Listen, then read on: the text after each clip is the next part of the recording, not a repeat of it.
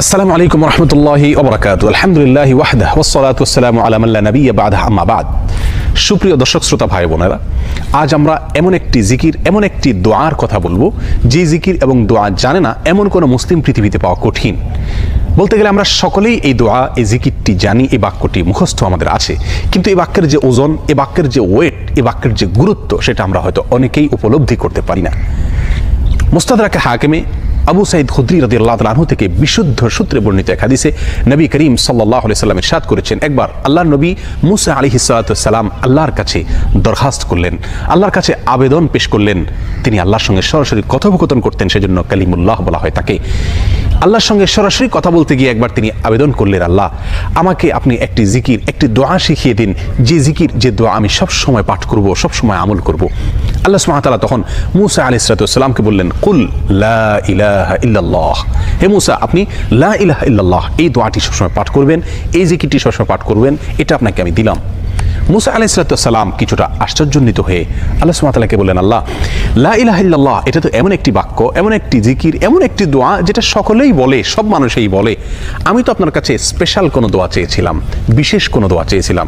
আল্লাহ সুবহানাহু ওয়া তাআলা তখন মুসা আলাইহিস সালামকে বললেন, হে মুসা, যদি সপ্ত আসমান, সপ্ত জমিন এবং এই দুইয়ের মধ্যে যা কিছু আছে সব কিছুকে, আল্লাহর অস্তিত্ব ছাড়া বাকি সব কিছুকে যদি একটি পাল্লায় রাখা হয়, একটি হাতে রাখা হয়, আর লা ইলাহা ইল্লাল্লাহ এই বাক্যকে যদি অপর হাতে, অপর পাল্লায় রাখা হয়, তাহলে লা ইলাহা ইল্লাল্লাহর পাল্লা ভারী হবে। এত ওয়েটফুল এই আমল, এত ওজনী এই আমল, এই জিকির। অর্থাৎ আল্লাহ সুবহানাহু ওয়া তাআলা মুসা আলাইহিস সালামকে যে বার্তা দিলেন সেটি হলো, লা ইলাহা ইল্লাল্লাহর চাইতে ওজনী, এর চাইতে ওয়েটফুল, এর চাইতে ভারী, এর চাইতে শ্রেষ্ঠ, এর চাইতে মর্যাদাপূর্ণ কোনো জিকির আল্লাহর জমিনে আর নাই।